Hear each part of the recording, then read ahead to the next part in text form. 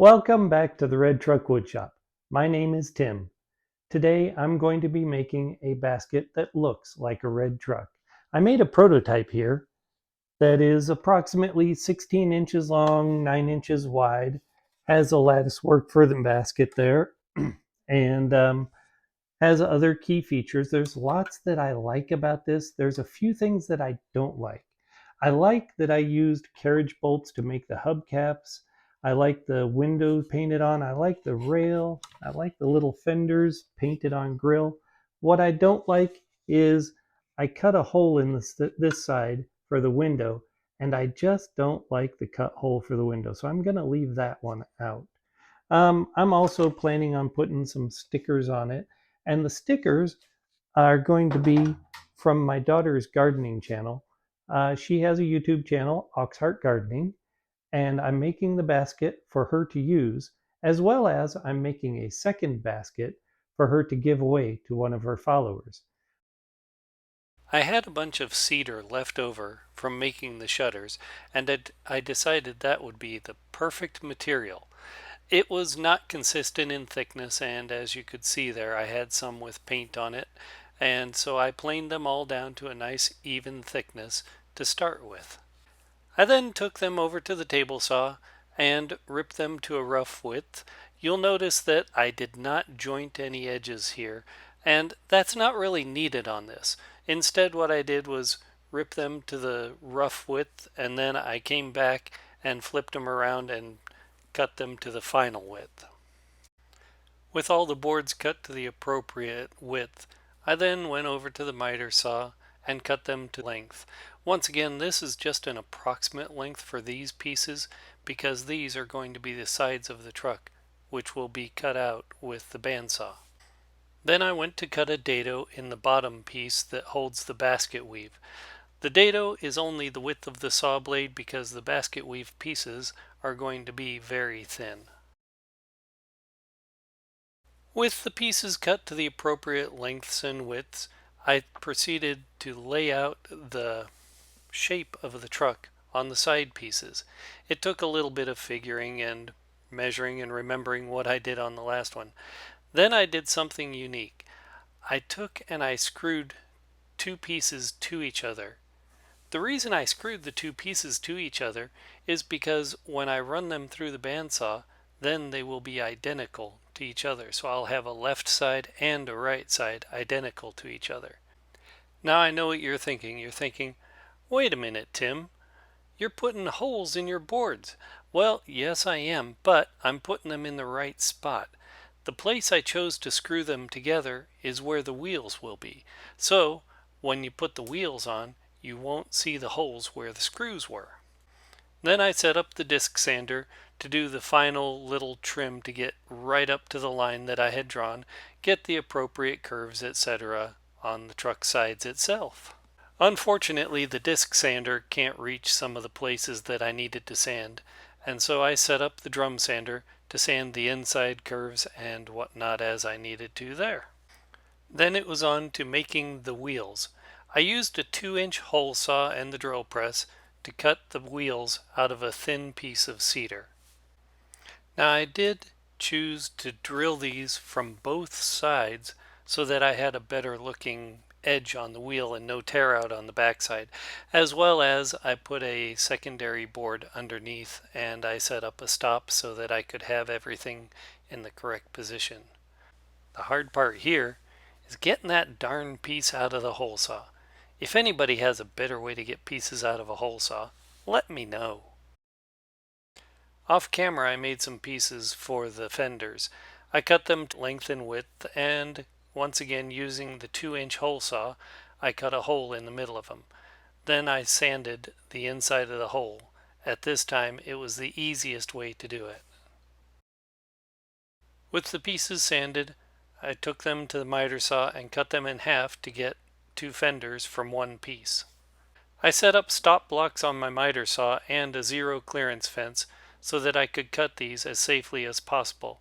You'll notice I'm holding the pieces with a secondary piece of wood rather than putting my fingers close to the blade. Also, I'm letting the blade come to a complete stop before I go ahead and pull the piece out. With the raw pieces cut to size, I took them to the disc sander and sanded them to become the final fender shape. The disc sander is a pretty quick way of doing it. I have an 80 grit on there, so it went fairly fast, but still takes some time. The pilot hole from the hole saw for the wheels was not large enough for the carriage bolts, so I ended up having to drill the hole a little bit bigger. Now you might notice something a little bit odd here too. The drill doesn't seem to be going through very quickly. That's not because I don't have a dull drill bit, it's because I'm running it backwards. I discovered on the first wheel that if I ran it forwards, it just didn't do right. It tore the wheel up. So instead, I ran the drill backwards. Then I did a little bit of light sanding, one of my favorite chores. After the sanding, it was on to assembly of the pieces.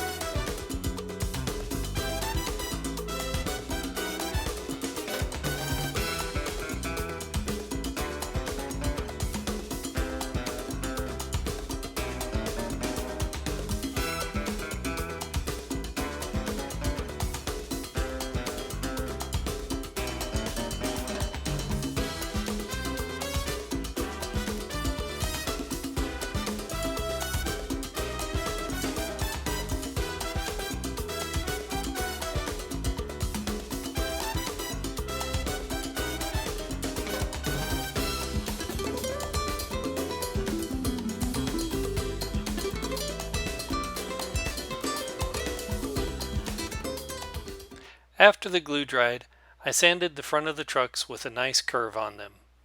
I started to make the thin strips. This time I thought I'd make the thin strips with my bandsaw using resaw. I have not been really successful with this, but I thought I'd give it a try. It turned out to work fairly well, but I think in the future I'll still use my thin strip jig with the table saw. All right, I wanted to show you here. See the ridges in this thin strip that I cut? That's because of the blade I was using on my bandsaw. So just a quick light hand sanding on these should take care of that. Okay, so after cutting all those thin strips, I decided it would be better if I soaked them in water to make them bend easier when I wove them into the bottom. What I ended up with wasn't the best thing. Let me show you.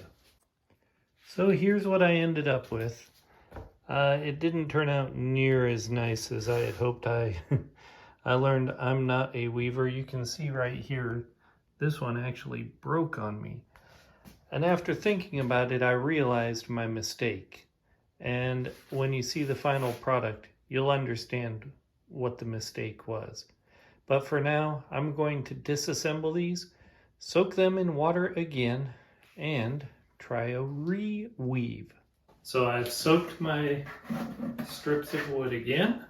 There they all are, nice and wet. We're going to weave them a little bit differently this time. See if we can get this to work out right. So you'll notice here as I do the weave, the change that I made is in how many of the short strips I put in. You see there's only 3 strips in where previously I had about 10. Okay, now that I got these done, I'm going to put these out in the sun to help them dry a little bit faster. And then once they're completely dry, I'm going to take them apart, light sand, and then I'm going to paint them before I put everything together. That way I'll have a good coating on all sides of the pieces, make it a little bit more weather resistant. So let's go put these out in the sun. While the basket weave is drying in the sun, I'm going to make up a couple of blanks for making the handle and turning that on my lathe.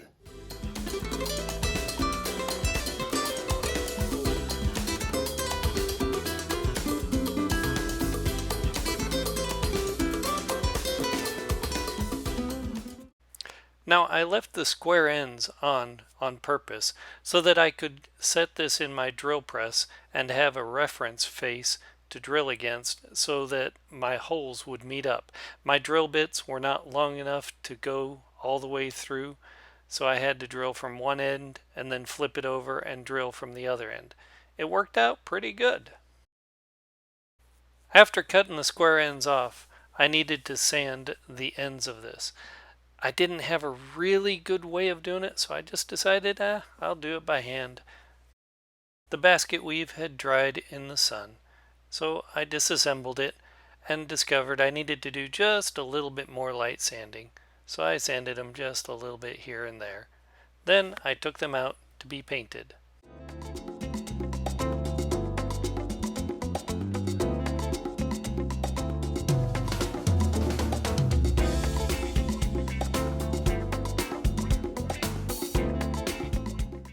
So as part of the basket, there's an inner frame that holds the woven part. That's the part with the dado. I cut those to the appropriate length and mitered them. You'll notice I only put in 3 of the 4 sides here. That was so I could get the basket weave in. I almost put that 4th side in, and oh boy, I'm glad I caught that one.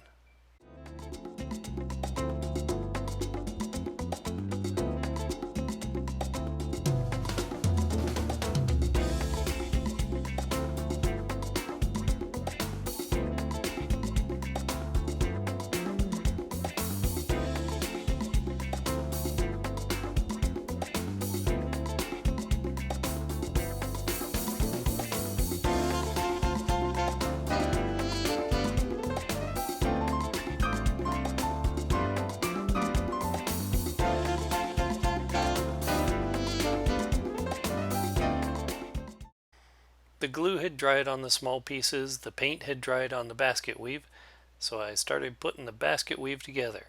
You can see now what I meant by making sure I had paint on all sides of the basket weave. It was a little bit difficult getting that 4th side in, but I managed to get it in. Then I glued it in place.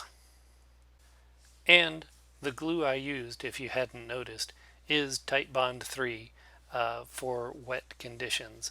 While I don't anticipate that the baskets will be left out in the rain, but they could be left out by accident, so I ended up using the weatherproof glue.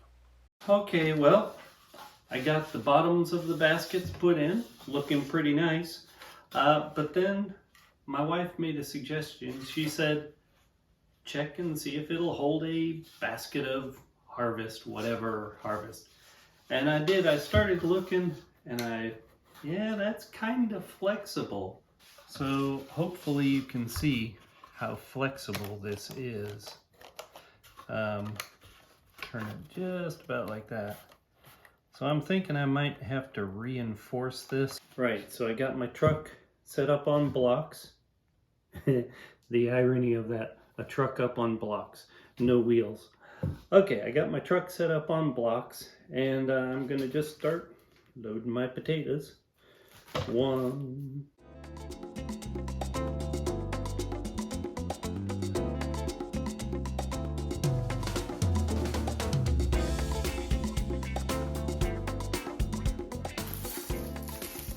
8. All right, let's see what we got here. Definitely deflecting. Don't know if you can see that there. Let me get a shot from around here. You can see it's definitely deflecting, but it's holding too. So I think I will reinforce this, but it's still pretty good harvest fitting in it. So I think this is going to work out really well. I am going to run a piece directly across from here to here, just the same thickness as, same thickness as this right here. Just glue it in, and that should stiffen it up. But before I glue it in, I'm going to cut it to size, paint the side that I can't get to because of the weave, and then I'll glue it in.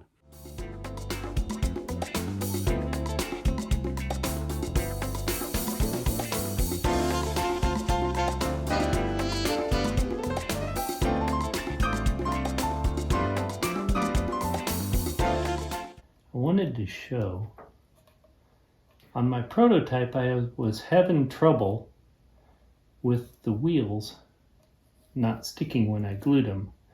I surmised it was because of the paint. Might have been a little bit of my clamping force too. So I purposely masked out these areas here so that I could get wood to wood contact when I glued the wheels on.